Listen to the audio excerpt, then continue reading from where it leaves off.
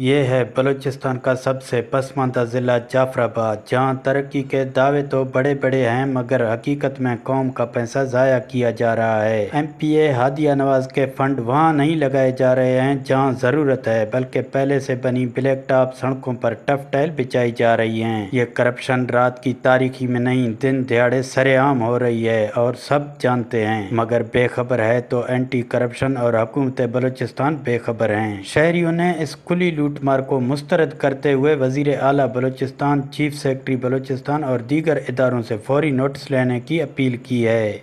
हमारा शहर हर जगह पे खस्ता हाल है, तमाम गलियां हमारी टूटी हुई हैं। जो ये आवाम का पैसा है, आवाम के उन एरियाज पे खर्च किया जाए जहां पर आवाम को इनसे फ़ायदा हो। अगर ये इन दफ्तरों के सामने ये सिर्फ दिखावे के लिए अगर ये लगाए जाएंगे तो इनका ये तो चंद दिन जो चलेंगे, तो टफ्टाइल भी तो बिल्कुल ना कर रहे हैं। जो जितने दिन चलेंगे वो उन लोगों को फ़ायदा होगा जहाँ पर पहले भी वीआईपी रहते हैं। अगर यही रोड अगर उन गलियों में दिए जाए जहाँ पर आम शहरी को ज़रूरत हो, जहाँ फ़ायदा हो, हम हुकाम बाला से ये गुजारिश करते हैं कि जो कौमी खजाने से जो बजट आ रहा है, जो कौमी खजाने से आवाम के जो टैक्सों से पैसे रिलीज होते हैं कि किसी का तरक्याती काम के मद में, तो उनका वहाँ पर इस्तेमाल किया जाए जहाँ पर उनकी ज़रूरत है, ना कि जहाँ पे ब्लैक टॉप रोड बना हुआ है और उनके ऊपर रोड बनाना ये एक आवाम के साथ और आवामी कौमी खजाने को जो नुकसान देने के मुतरातिफ है।